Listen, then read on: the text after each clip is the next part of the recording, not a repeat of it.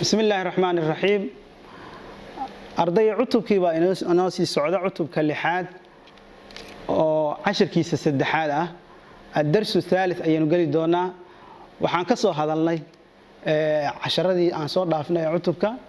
كيكو وحنكسو شيكينا والرضع عالمي عشر ككلنا وحنكسو هذا الله دقال كيكو ودي عدونك ما دام أرضي أنكسو شيكينا دقال وحادنا كهلنا نبض عشر كان سدحاد wuxuu ku saabsan yahay ahmiyada nabadda caalamka ay leedahay iyo hababka loo xalin karo khilaafaadka waayahay ahmiyatu silm alaalami والطرق التي يمكن استخدامها لحل النزاعات الغنية أرضي مركان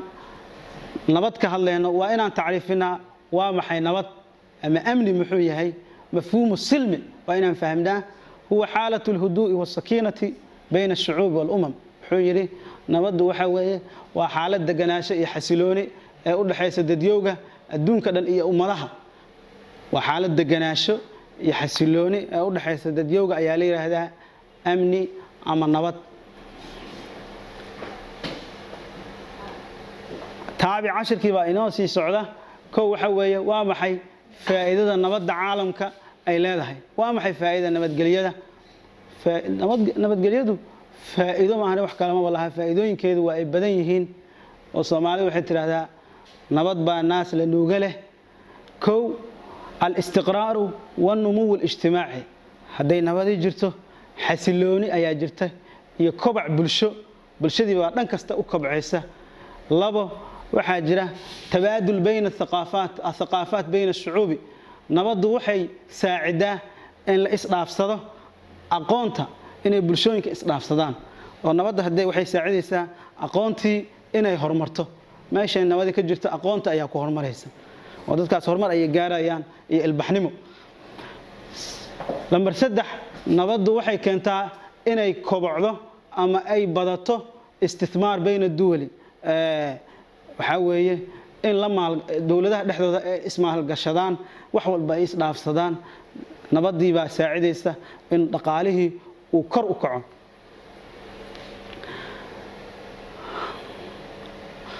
لمبر 4 تحقق المساواة أمام القانون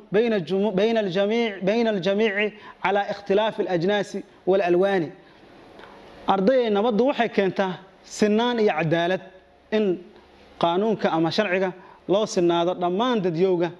iyadoo aan loo kala eegaynin jinsi iyo midab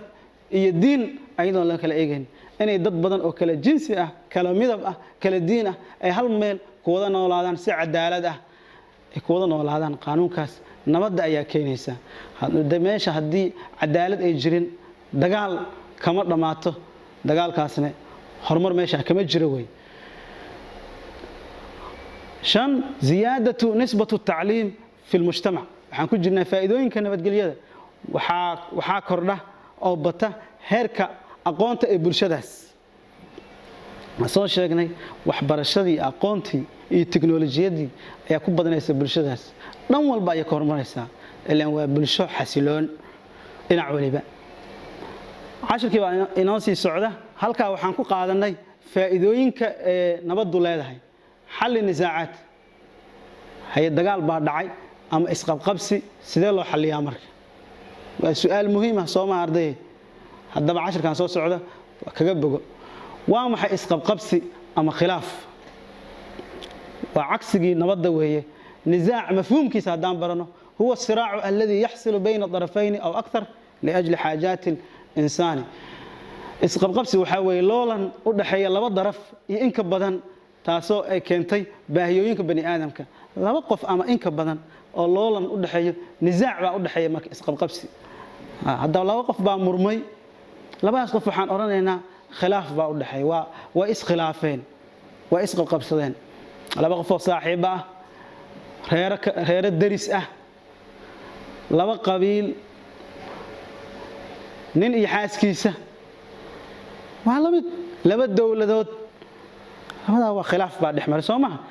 نزاع وأن تعرفيني وحوي وما حي دباتوينك إسقاب قبسك أما خلافك كدش تيهر فائدوينك nabadda ayay ahayd tanna waxa weeye adraaru nizaac dhibaatooyinka isqabqabsiga waxaa ka mid ah intii aan ku soo sheegnay faa'iido ee dagaalku u lahaa cagsigeedii weey hadduu horumar jiray dagaalka horumar la'aan hadday waxbarashadu kobcaysay waxbarasho la'aan tii aan soo sheegnay waa mid ka duwan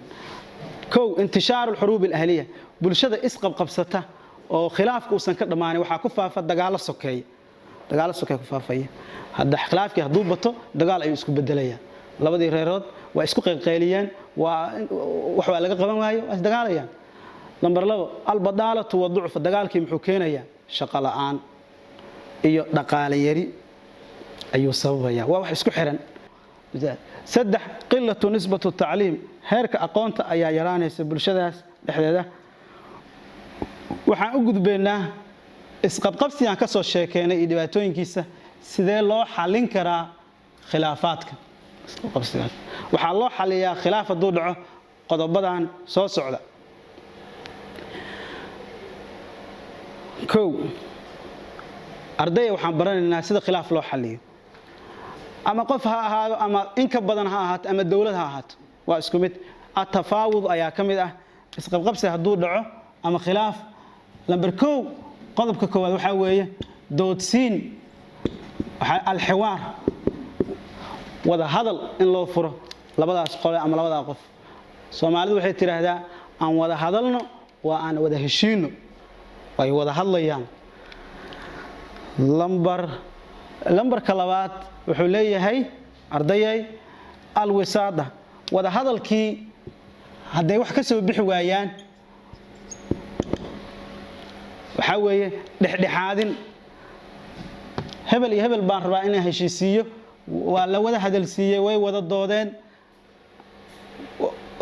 wax faa'iido ay ka soo bixi weeyday qof saddexaad imaanaya wasaada la yiraahdaa dhexdhexaadin waa la soo dhexgalaya number 3 qodobka saddexaad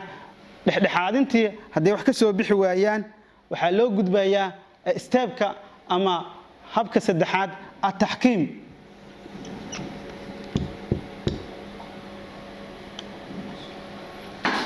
التحكيم وحويه وكلا قرسوريد لجنة أما قدي أيا لو قبنايا وكلا قرسورة لبداس قف أما لبداس كوحد أما لبداس ودن waxaa tiraahdaa hadii u kala garsooriddaas ay wax ka soo bixi waayaan ataqaadi maxkamadda ay aadayaan u kala garsoorid tan waxa weeye ataqaadi qodobka shanaad waxa weeye irsaalu quwaati xifdu salaam waxa loo dirayaa ciidamo ayaa la kala dhigayaa si ay nabadda u ilaaliyaan waa qodobka ugu dambeeya oo intaas oo dhan markii la soo maray ciidamo ayaa loo dirayaa tusaale waxaan u soo qaadan karnaa ardayay in badan hadda idaacadaha waxaad ka maqashaan Soomaaliya iyo Kenya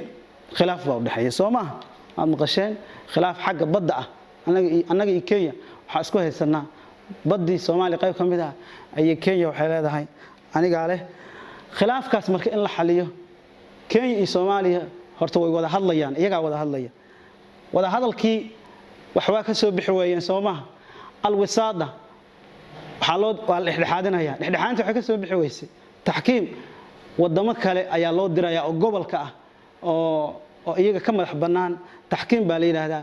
labadan qole heshiisiye ayaa la dhahayaa taasna waxay ka soo bixi weysay maxkamadda la isla aadaya